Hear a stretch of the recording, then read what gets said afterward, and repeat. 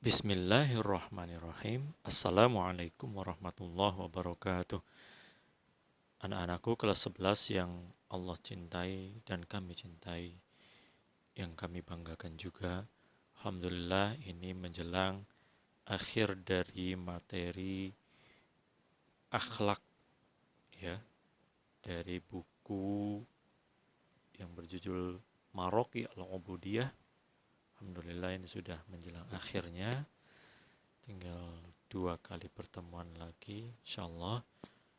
Harapannya setelah belajar materi ini, antum semuanya menjadi pribadi-pribadi yang memiliki karakter kuat, berakhlakul karimah, dan tentunya memiliki integritas yang tinggi,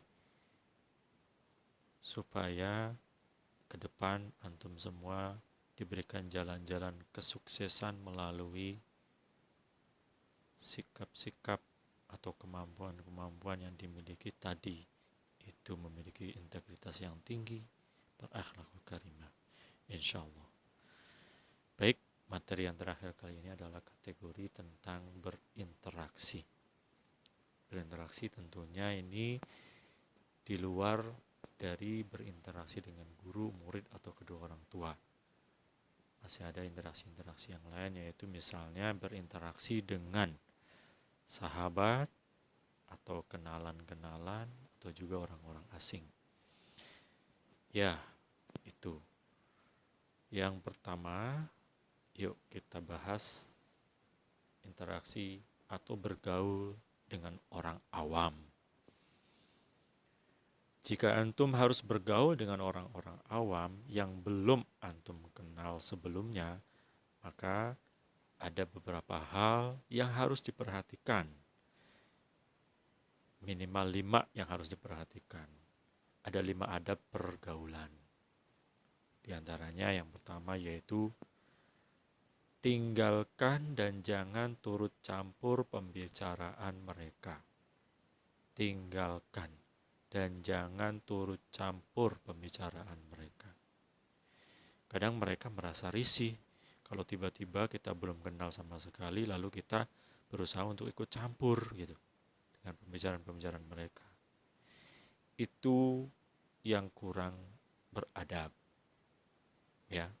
Sehingga kalau dia untuk bergaul dengan orang awam, hati-hati nih, jangan asal nyelonong, ikut campur, memotong pembicaraan mereka.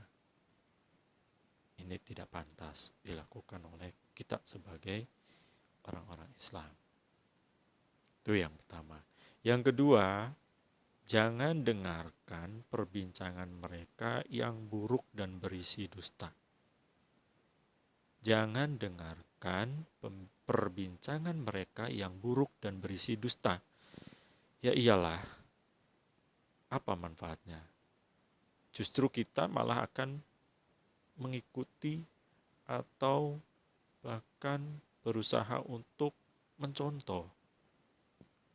Seperti itu. Jadi jangan dengarkan ya. Ya berarti kita harus menghindar juga itu dari ketika mereka melakukan perbincangan atau pembicaraan yang buruk dan isinya ada dustanya. Hindari. Baik, yang ketiga adalah jangan ikuti ucapan-ucapan. Jangan ikuti ucapan-ucapan keji yang biasa mereka ucapkan. Nah, ini yang sering salah kaprah. Bergaul dalam rangka supaya kenal, supaya dekat dengan yang baru kita kenal. Ketika mereka berbicara keji, kotor, nauzubillah, kita sampai mengikutinya. Jangan, ya jangan. Justru tugas kita sebagai orang Islam yang sudah belajar tentang adab dan akhlak, itu malah harusnya sebaliknya. Ya, kalau sudah kenal, kemudian sudah tahu siapa kita, mereka paham ketika kita datang adalah untuk apa. Bukan berarti ketika kita berkenalan dengan mereka, kemudian mereka mengucapkan hal-hal yang tidak baik, lalu kita malah mengikutinya. Ini yang disebut kita sebagai orang yang belum memiliki keistiqomahan dalam bertindak, bersikap, dan berbuat. Istiqomah dalam hal yang kebaikan ya tentunya. Itu jadi jangan ikuti ya, jangan ikuti ucapan-ucapan keji tersebut supaya kita tidak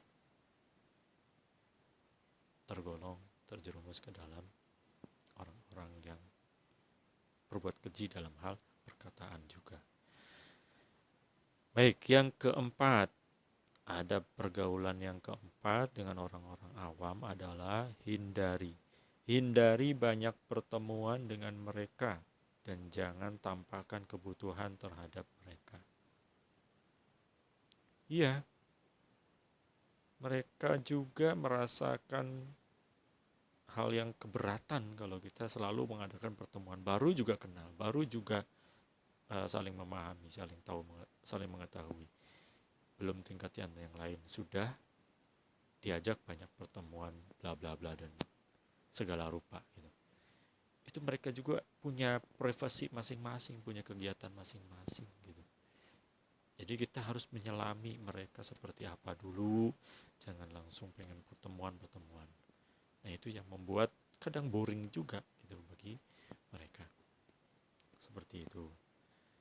Itu adabnya. Kemudian yang terakhir, yang kelima, yaitu ingatkan mereka dengan lemah lembut jika memang dapat diharapkan mereka mau menerimanya. Karena hati orang awam cepat berubah. Jadi apabila nasihat antum tidak diterima, ya sebaiknya antum meninggalkan mereka. Jangan terkesan memaksa malah. Ya, oke. Itu tentang 5 adab pergaulan, bergaul dengan orang awam.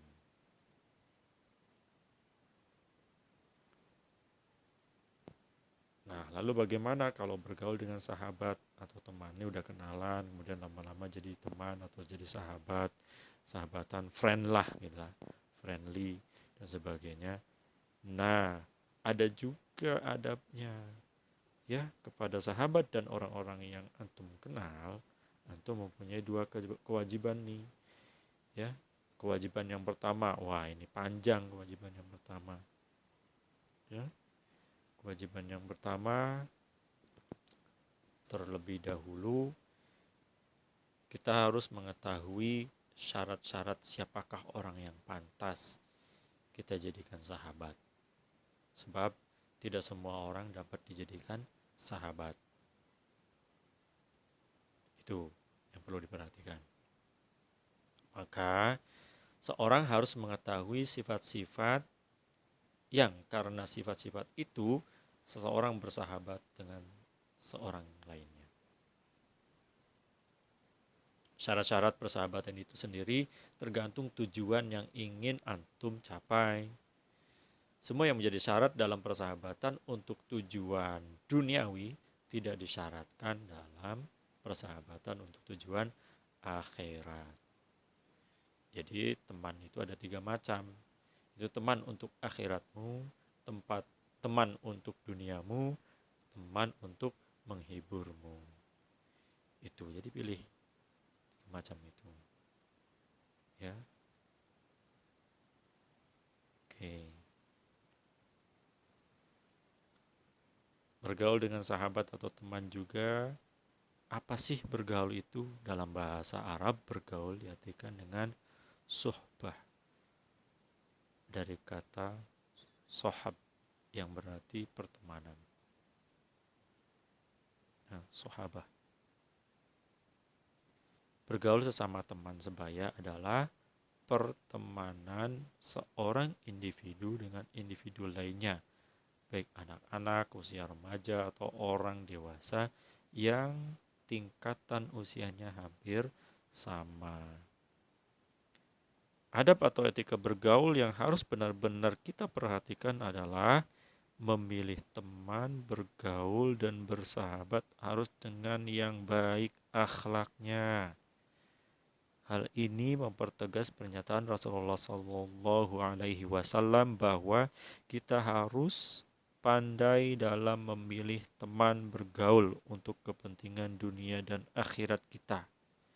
Abu Sa'id Al-Khudri meriwayatkan bahwa Rasulullah Shallallahu Alaihi Wasallam bersabda, janganlah kalian berkawan kecuali dengan orang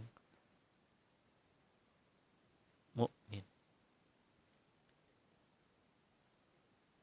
dan jangan sampai memakanmu kecuali orang yang bertakwa. Seperti itu, ya. Jadi banyak rambu-rambunya juga untuk memilih sahabat.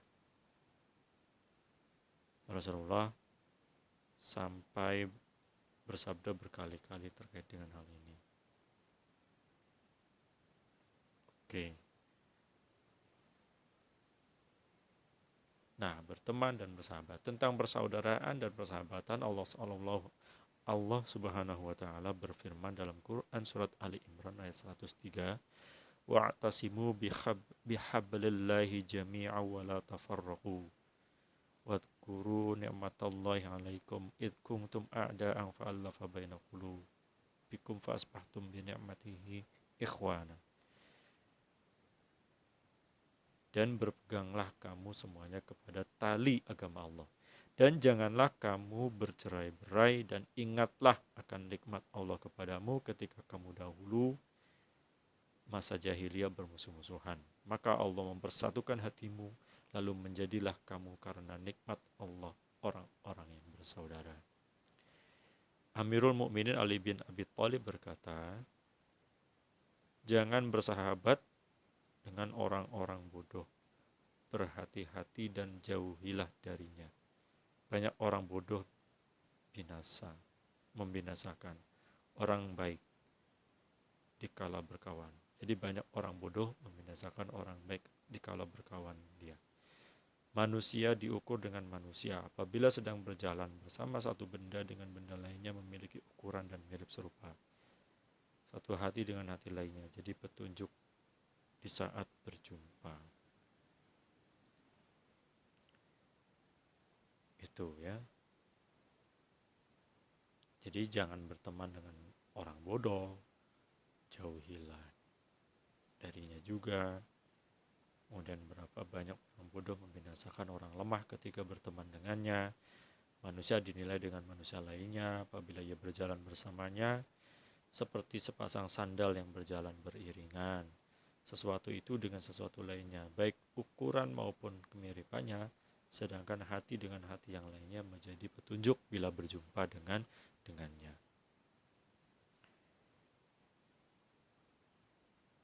Itu. Ya, jadi syarat yang harus terpenuhi jika kamu atau antum ingin bersahabat dengan seseorang, yaitu berakal. Yang pertama berakal. Jadi akal ini adalah modal utama dan tiada kebaikan yang bisa diperoleh dari teman yang bodoh atau kurang waras akalnya. Seperti itu. Kondisi yang paling baik baginya adalah ia justru merugikanmu padahal ia bermaksud memberikan keuntungan kepadamu. Hanya saja ia justru tidak paham karena kebodohannya. Tegasnya, musuh yang cerdas lebih baik daripada teman yang bodoh. Oleh sebab itu seorang penyair tadi ya memberikan syairnya, sungguh aku aman bersama musuh yang berakal, dan yang aku takutkan adalah teman yang diserang kegilaan. Orang yang berakal jalannya cuma satu, dan aku pun tahu, tapi orang yang gila tindakannya bermacam-macam. Itu maka syaratnya yang pertama adalah berakal. Ini modal utama yang harus dimiliki. Dan yang kedua, syarat yang kedua adalah berakhlak mulia. Ya, berakhlak mulia jika kita ingin bersahabat dengan seseorang. Udah jelas semuanya lah. Akhlak mulia itu seperti apa? Wanginya tukang minyak wangi.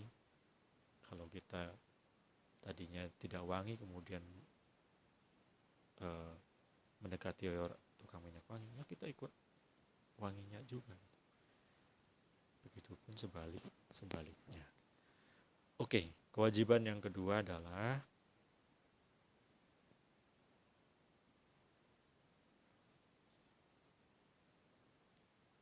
kewajiban dalam berteman, yaitu Satu, mengetahui siapakah yang layak dijadikan teman atau sahabat. Ya, ada syaratnya nih. Syarat untuk berteman. Tadi, berakal, berakhlak mulia, soleh, tidak tamak, kemudian tambahan lagi, benar dan jujur. Iyalah, kita juga ingin punya teman-teman yang seperti ini. Harapannya ketika kita merasa belum soleh, kemudian berteman dengan orang yang soleh, kita ikut menjadi soleh.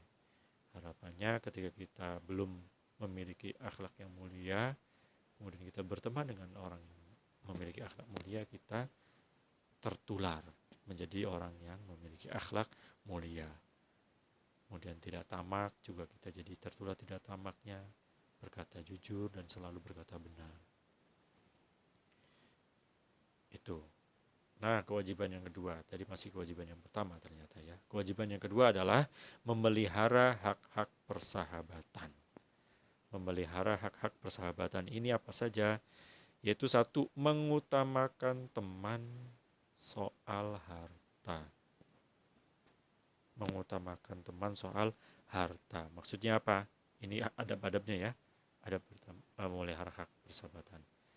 Jika kamu tidak bisa melakukannya, memberikan prioritas terhadap sahabat kamu dengan harta kamu, maka bantulah ia. Nah, itu larinya ke sana ya. Membantunya. Berilah ia harta walaupun sedikit saat ia membutuhkannya. Dalam masalah pemberian harta kepada teman ini ada 3 macam tingkatan juga. Yaitu tingkatan terendah jika kamu menempatkan temanmu seperti pelayan atau hamba sahaya yang memenuhi kebutuhannya dari hartamu. Jika ia membutuhkan sesuatu sedangkan kamu mempunyai kelebihan harta, bantulah ia dengan hartamu sebelum ia meminta. Karena jika ia sampai meminta kepadamu, maka itu adalah puncak kecerobohanmu terhadap hak-hak persaudaraan. Itu tingkatan pertama. Tingkatan kedua, menempatkan seorang teman seperti dirimu sendiri dan kamu rela ia ikut menikmati hartamu. Adapun tingkatan tertinggi yaitu lebih mengutamakan teman daripada dirimu, serta mendahulukan kebutuhannya di atas kebutuhanmu, bila sama-sama mempunyai kebutuhan. Ini adalah tingkatan para siddiqin dan puncak tertinggi orang-orang yang saling mengasihi dan mencintai. Adapun mengutamakan orang lain dalam hal ibadah, hukumnya makruh. Itu memelihara hak-hak persahabatan, mengutamakan teman soal harta. Kemudian yang kedua adalah memberikan pertolongan. Ini hak-hak persahabatan itu kita harus memberikan pertolongan. Curahkanlah pertolongan dengan jiwa raga untuk menutupi kebutuhan sahabat kamu tanpa menunggu permintaannya. Kalau bisa seperti itu ya pertemanan tuh ya. Kan sudah merasa sehati, senasib, sepenanggungan gitu kan. Tapi kok nggak bisa kayak gitu. Harusnya bisa. Tuh. Kemudian yang ketiga adalah menyimpan rahasia, memelihara hak-hak persahabatan. Salah satunya lagi adalah menyimpan rahasia. Jangan ngumbar rahasia temanmu. Jangan menyebarkan rahasianya kepada orang lain, meskipun kepada saudaranya sendiri atau teman yang paling akrab sekalipun. Seperti itu. Jadi rahasia ini harus tetap disimpan meski kamu sudah tidak berhubungan lagi dengannya. Karena menyebarkan rahasia adalah tabiat yang hina dan tercela. Kalau udah dikatakan rahasia ya rahasia gitu loh. Ya. Kemudian tutupilah aib temanmu itu. Baik yang kamu ketahui maupun yang tidak kamu ketahui. Itu. Kemudian yang keempat adalah sampaikan sesuatu yang menyenangkan hati teman kamu. Ya, sampaikan sesuatu yang menyenangkan hati teman kamu. Masya Allah ya. Misalnya menyampaikan pujian orang lain kepadanya dengan rasa gembira. Karena menyembunyikan sikap tersebut termasuk dengki malah. Itu ada orang lain senang sama dia, bahagia gitu kan. Ucapan terima kasih atau apalah gitu. Sampaikan. Gitu. Jangan sampai diumpetin. Nah itu malah jadi kita termasuk orang yang dengki. Nauzubillah, subhanallah. Idza ahabba ahadukum akhahu fal yukhbirhu. Rasulullah SAW menyatakan, apabila seseorang dari kalian mencintai saudaranya, hendaklah ia mengabarinya. Nah itu kaidahnya ya. Baik, selanjutnya yang terakhir yaitu memelihara hak persahabatan adalah yang kelima, memanggilnya dengan nama yang paling ia sukai. Jangan panggilan nama sampai nama orang tuanya, ya Allah. Ada gitu anak-anak ya. Ngakunya berteman tetapi yang dipanggil nama orang tuanya. Enggak seperti itu. Ya, lakop orang tua adalah orang tua, anaknya anak. Dia punya nama, dan nama panggilan juga, dan nama panggilan yang terbaik, bukan asal-asalan juga nama panggilannya ya. Dengan nama panggilan itu ia tidak merasa terbebani dan tidak merasa dibully ya, atau dilecehkan. Itu nama panggilannya. Ya, inilah yang akan menimbulkan kecintaan gitu. Jadi begitu juga dengan memuji anak dan keluarganya atau segala sesuatu yang bisa menggembirakan hatinya, tetapi kamu harus jujur dan jangan berlebihan. Kemudian ucapkanlah terima kasih atas kebaikannya. Masya Allah ya. Itu. Oh, masih ada lagi ya ternyata.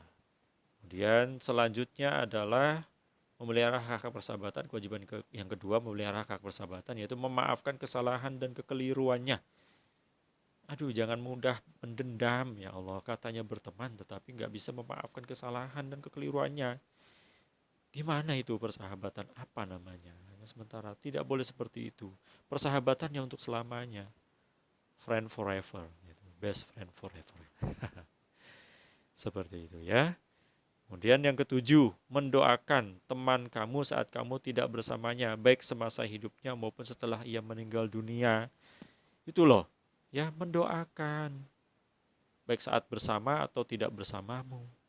Jangan pelit doa, ya Allah, ngakunya teman, sahabat, tetapi kok nggak pernah terbayang sedikit pun di dalam sholatmu, ya, bayangan wajah temanmu yang mungkin lagi kesusahan atau butuh doa, dan sebagainya. Tapi kita tidak pernah sekalipun mendoakannya. Masya Allah. Apakah itu di kategori persahabatan? Gitu. Yuk, perbaiki persahabatan kita. Kemudian yang kedelapan, tetaplah komitmen dan setia mencintainya, menyayanginya sampai mati terhadap keluarganya. Ya, terhadap keluarganya, baik istrinya, anak-anaknya, dan sebagainya. Gitu. Jangan putus, malah putus. Ya. Kemudian yang kesembilan, prioritaskan yang paling ringan untuknya. Jangan membebaninya sesuatu yang melebihi kebutuhannya yang justru memberatkannya sehingga hatinya gembira. Berilah tugas yang sesuai dengan kemampuannya. Itu intinya ya. Kemudian berikutnya yang ke-10, ucapkan salam terlebih dahulu apabila berjumpa dengannya. Insya Allah, itu tuntutan pertemanan bersahabatan. Tuntunannya luar biasa ya. Kemudian yang ke-11, sambut kedatangannya dan antarkanlah kepergiannya. Demikian pula yang dilakukan kepada orang yang belum dikenal sebagai bentuk penghormatan, kecuali bila orang itu melarangnya. Yang ke-12, diamlah ketika temanmu berbicara. Jangan mencampuri atau memotong pembicaraannya. Tuh, rambu-rambunya. Ada 9 wasiat seni bergaul dalam surat Al-Hujurat. 1. Bila ada informasi, maka ceklah kebenarannya. Yang kedua, bila ada orang yang bertikai, maka damaikanlah. Yang ketiga, berlakulah adil. Yang keempat, jangan merendahkan orang lain. Yang kelima, jangan mencaci orang lain. Yang keenam, jangan menjuluki orang lain dengan julukan buruk. Yang ketujuh, jauhi buruk sangka. Yang kedelapan, jangan menjadi jasus atau cari-cari kesalahan orang lain. Dan yang kesembilan, dan jangan menggunjing orang lain. Tak hanya sholat saja yang dijaga, pergaulan juga perlu dijaga. Oke, itulah materi kali ini, yaitu kategori berinteraksi, bergaul dengan sahabat, teman, kenalan, atau orang-orang sekitar kita.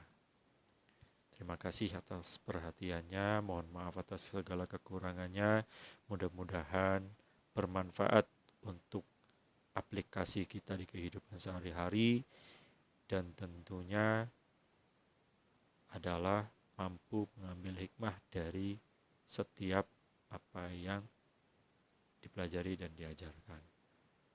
Wa'alafu minkum, wassalamualaikum warahmatullahi wabarakatuh.